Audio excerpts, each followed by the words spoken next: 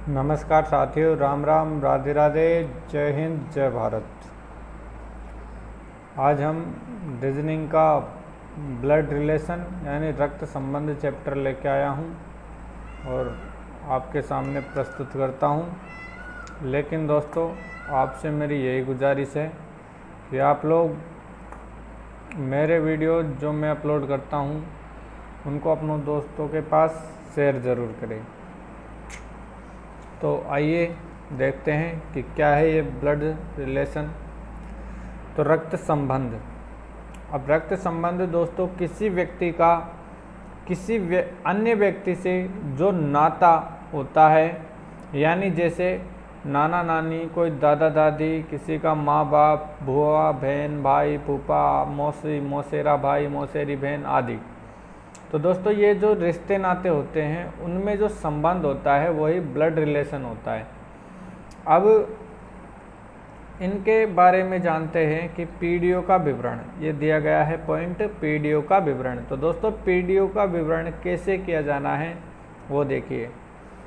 तो इसमें दिया गया है कि ये जो लाइन है ये लाइन है स्वयं, मतलब यहाँ पे स्थिति अपनी खुद की होती है। अब स्वयं के सामने दोस्तों इससे जस्ट ऊपर जाएंगे तो ये माँ बाप, मौसी मौसा, चाचा ताऊ, मामा मामी, बुआ बहन, बहन को छोड़कर आदि जो भी मैंने बोला है वो सब ऊपर आ जाएंगे। फिर इनके ऊपर क्या होता है, दादा दादी, नाना नानी, और जैसे फिर इनसे ऊपर भी अगर बात करें तो परदादा परदादी की बात आ जाती है।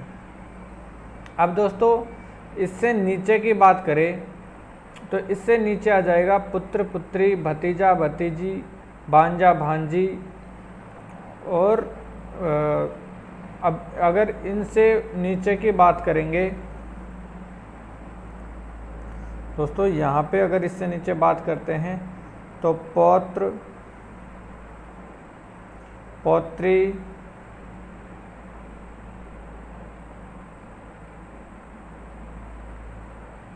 नाती नातिन आदि यहाँ पर आ जाते हैं। अब दोस्तों स्वयं के सामने जो बात आएगी वो यहाँ पर स्वयं के बराबर में भाई बहन आदि आ जाएंगे। दोस्तों पत्नी भी इसी स्थिति में आएगी, स्वयं के सामने ही पत्नी भी आएगी। अब जो मैं मुख्य तौर पर आपको जो बताना चाहता हूँ, जो महत्वपूर्ण है, उसको आप लोग अच्छे से देखिएगा। तो पीडीओ के लिए मुख्य निशान दोस्तों, यहाँ पे मेरे द्वारा जो ट्रिक है ये केवल मात्र ये निशान है। तो पीडीओ के लिए मुख्य निशान दोस्तों, अगर हम हमारे से ऊपर यानी स्वयं के ऊपर के पीडी के लिए देखा जाएगा तो आपको ये निशान ध्यान में रखना होगा। और अगर स्वयं के बराबर, स्वयं या बराबर के लिए देखा जाएगा तो ये माइनस वाला बड़ा निशान होता है, ये ध्यान रखना होगा। अगर स्वयं से नीचे की तरफ जाएंगे तो ये निशान आपको ध्यान रखना होगा।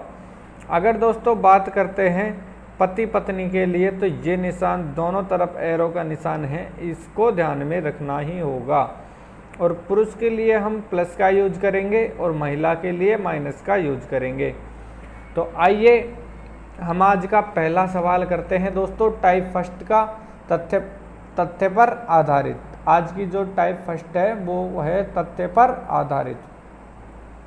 तो दोस्तों इसका जो पहला सवाल दिया गया है उसको देख लेते हैं हम। तो इसमें दिया गया है एग्जाम्पल फर्स्ट, शंकर मीता का भाई है। दोस्तों मेरे पिताजी का नाम भी शंकर लाल है। तो शंकर मीता का भाई है। यदि शीला जो मीता की बहन है रमेश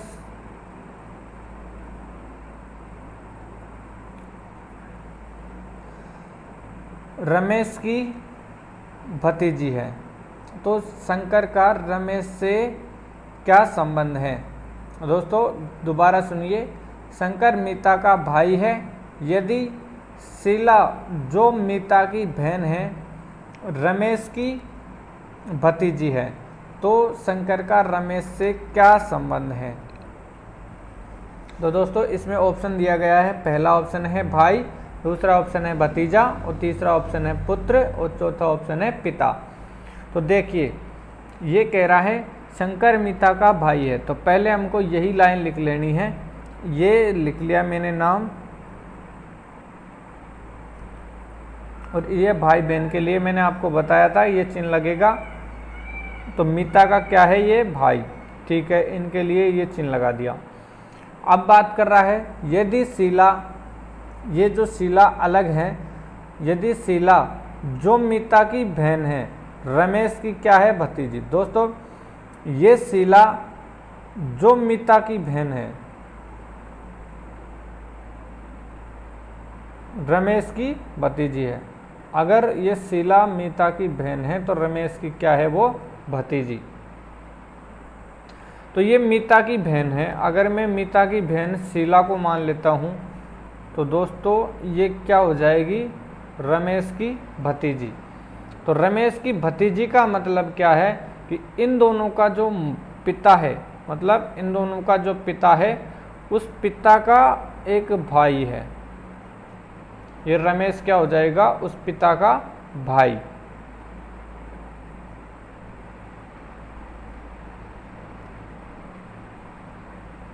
ये इसका क्या हो जाएगा, भाई। दोस्तों अगर ये इनके पिता का भाई होगा तभी ये शीला इसकी भतीजी होगी। ये क्या हो जाएगी, इसकी भतीजी।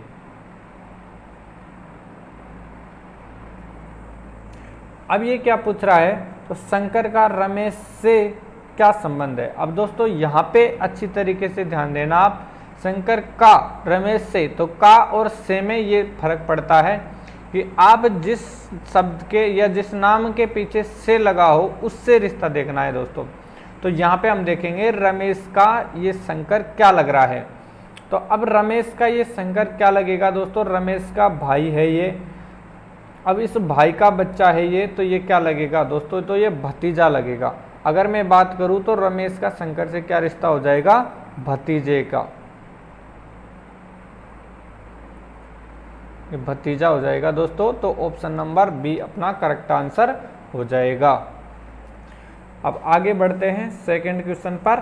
दोस्तों आज मैंने टाइप के लिए हैं और टाइप कंप्लीट होने के बाद में हम एक तरीके से पूरा क्वेश्चन के आधार पर पूरा वीडियो बनाएंगे।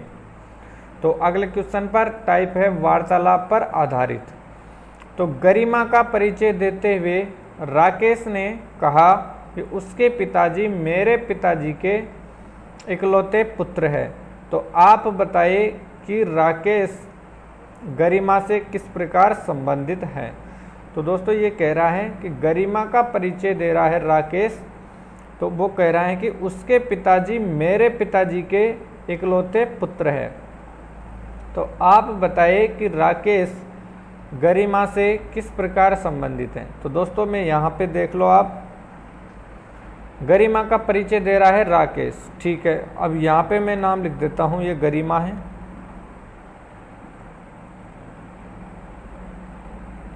और ये है राकेश, ठीक है। अब ये इसका परिचय करवा रहा है, तो कैसे करवा रहा है, उसके पिताजी मेरे पिताजी के इकलौते पुत्र हैं। तो दोस्तों इसका जो पिताजी है, किसके पिताजी, गरिमा के पिताजी मेरे पिताजी के इकलौते पुत्र हैं। तो दोस्तों गरिमा का जो पिता है ये कोई भी है, तो गरिमा का पिता मेरे इस राकेश के पिताजी का इकलौता पुत्र है। तो अब राकेश का पिताजी दोस्तों यहाँ पे मैं इसका भी पिताजी कर देता हूँ, तो इसको मैं प्लस मानूंगा। तो ये राकेश का पिताजी कौन हो जाएगा, ये। और फिर दोस्तों इसका पुत्र ये हो गया, ये राकेश, यानी स्वयं। स्वयं कौन हो गया, ये राकेश। तो दोस्तों अब ये क्या पूछ रहा है, एक बार और समझ लीजिए कि राकेश गरिमा का परिचय करवा रहा है। तो ये कह रहा है कि उसके पिताजी यानी गरिमा के पिताजी मेरे पिताजी के इकलौते पुत्र है। तो दोस्तों गरिमा का ये पिता है, तो उसके भी अब राकेश के पिता का इकलौता पुत्र, तो दोस्तों राकेश के पिता का इकलौता पुत्र वो खुद ही राकेश ही हो जाएगा। और राकेश उस गरिमा का क्या हो जाएगा, पिताजी। तो अब ये क्या पूछ रहा है कि राकेश गरिमा से किस प्रकार संबंधित है। तो दोस्तों गरिमा का ये राकेश क्या लगेगा, ये हमको बताना है। तो गरिमा का राकेश ये लग जाएगा दोस्तों इसमें पिता, ये हो जाएगा पिता। और यहाँ पे अपना जो करेक्ट आंसर हो जाएगा वो ऑप्शन नंबर बी हो जाएगा। अब आगे चलते हैं।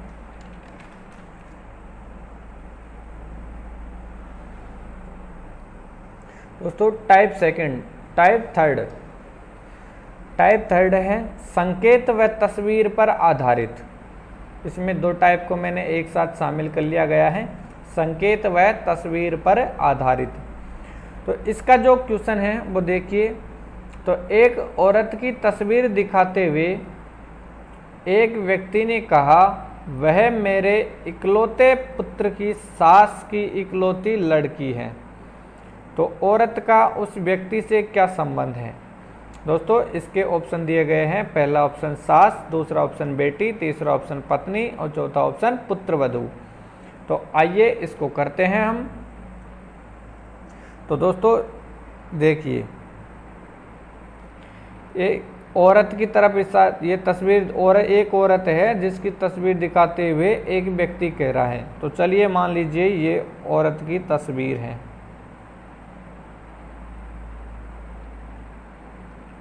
ये औरत की तस्वीर है और ये व्यक्ति है। ठीक, अब ये इसकी तस्वीर दिखा रहा है किसी को। तो वो क्या कह रहा है, वह मेरे इकलौते पुत्र की सास, यानी किसका इकलौता पुत्र, इस व्यक्ति का इकलौता जो भी पुत्र है। तो इस व्यक्ति का ये पुत्र मान लेता हूँ मैं, इसका इकलौता पुत्र है। तो पुत्र की सास की इकलौती लड़की है। तो दोस्तों इस पुत्र की जो सास है, तो इस पुत्र की ये इसकी सास, यानी इसको मैं, इस औरत को मैं इसकी पत्नी मान लेता हूँ। तो इस औरत की माँ, इस औरत की माँ इस पुत्र की क्या हो जाएगी दोस्तों, सास। अब देखिए आप इसको अच्छी तरीके से समझिए। एक औरत की तस्वीर दिखाई उसने, तो ये व्यक्ति कह रहा है कि मेरे इकलौते पुत्र। दोस्तों इस व्यक्ति का इकलौता पुत्र ये खुद हो गया। फिर इसकी एक पुत्र की सास कौन हो गई, ये। अब पुत्र की सास की इकलौती लड़की दोस्तों ये है। इस तस्वीर में कौन है, इस सास की इकलौती लड़की। तो अब ये क्या कह रहा है कि औरत का उस व्यक्ति से क्या संबंध है। तो मतलब इस औरत का इस व्यक्ति से क्या संबंध है। तो दोस्तों व्यक्ति की औरत क्या लगेगी, तो इस व्यक्ति की ये औरत क्या लगेगी, यानी इसकी पुत्र की पत्नी। तो दोस्तों पुत्रवधू हो जाएगी ये क्या हो जाएगी, पुत्रवधू। तो ऑप्शन नंबर डी हमारा करेक्ट आंसर हो जाएगा। तो दोस्तों यहां से हमको संबंध इधर देखना है ये, तो ये हो जाएगी पुत्रवधू, पुत्रवधू, और यही हमारा करेक्ट आंसर हो जाएगा। और दोस्तों आज का अंतिम क्वेश्चन देख लेते हैं हम। ये अंतिम क्वेश्चन क्या कह रहा है कि आशा की ओर संकेत करते हुए कृष्ण ने कहा, वह मेरे दादा के इकलौते पुत्र की पुत्री है। वह मेरे दादा के इकलौते पुत्र की पुत्री है। तो आशा कृष्ण से किस प्रकार संबंधित है। दोस्तों एक बार और क्वेश्चन को अच्छी तरीके से समझ लीजिए। आशा की ओर संकेत करते हुए कृष्ण ने कहा, वह मेरे दादा के इकलौते पुत्र की पुत्री है। तो आशा कृष्ण से किस प्रकार संबंधित है। तो इसका जो ऑप्शन दिया गया है वो दिया गया है, पहला ऑप्शन है माता, दूसरा ऑप्शन है बहन, तीसरा ऑप्शन है पुत्री और चौथा ऑप्शन है भुआ। तो दोस्तों देखते हैं इसको, इसमें क्या आंसर आता है। तो आशा की ओर इशारा कर रहा है, ये संकेत कर रहा है, और कह रहा कौन है, कृष्ण। तो दोस्तों ये कहने वाला हो गया कृष्ण, और ये आशा हो गई। इसको क्या मान लिया मैंने, आशा। ठीक, अब वह क्या कह रहा है कृष्ण कह रहा है कि वह मेरे दादा के इकलौते पुत्र की पुत्री है। दोस्तों इसके दादा के इकलौते पुत्र की पुत्री है। तो कृष्ण का दादा, तो दोस्तों ये कृष्ण का पिता और फिर इसका भी पिता। तो दोस्तों ये कृष्ण का क्या हो गया, दादा। कृष्ण का क्या हो गया, दादा। अब कृष्ण के दादा का इकलौता पुत्र, तो दोस्तों कृष्ण के दादा का इकलौता पुत्र कृष्ण का क्या हो जाएगा, पिता। अब कृष्ण के पिता के इकलौते पुत्र की पुत्री है, तो दोस्तों ये इस कृष्ण के पिता की ही पुत्री है। कौन, आशा। तो दोस्तों इसके पिता की पुत्री, ये पिता की क्या हो जाएगी, पुत्री। अब दोस्तों ये कृष्ण और आशा एक दूसरे के बहन भाई हो गए।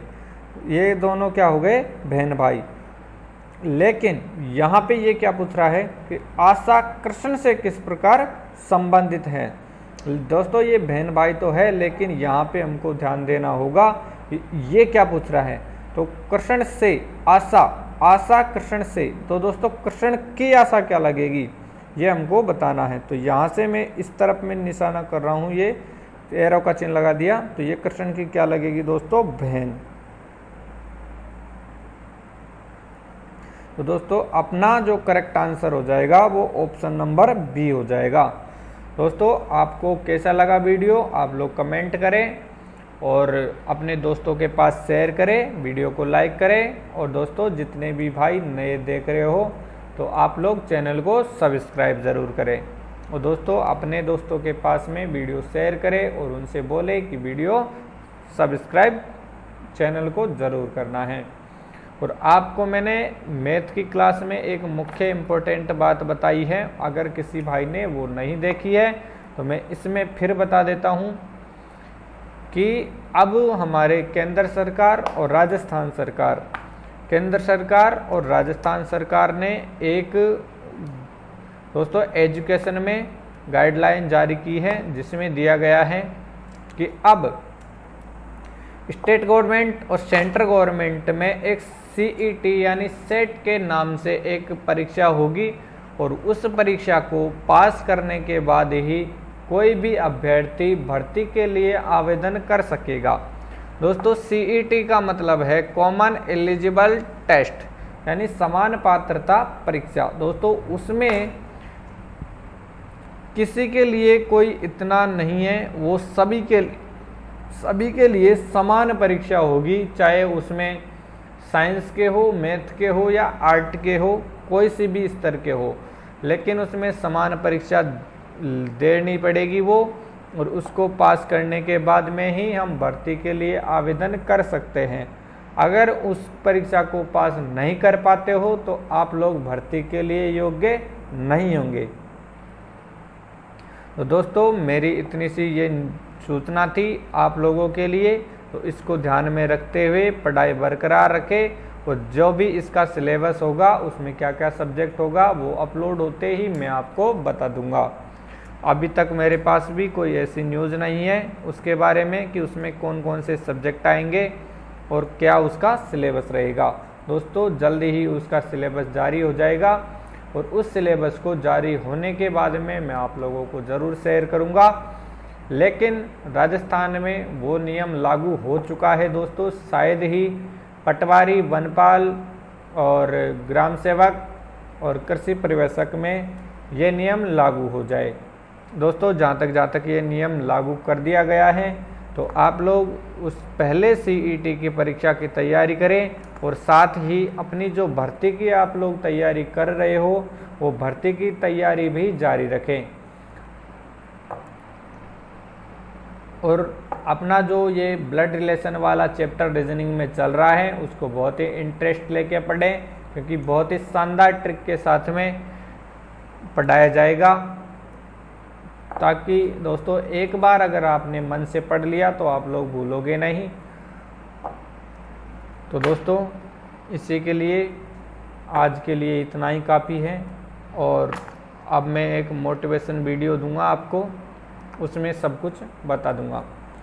तो आज के लिए इतना ही, धन्यवाद, राम राम, जय हिंद, जय भारत।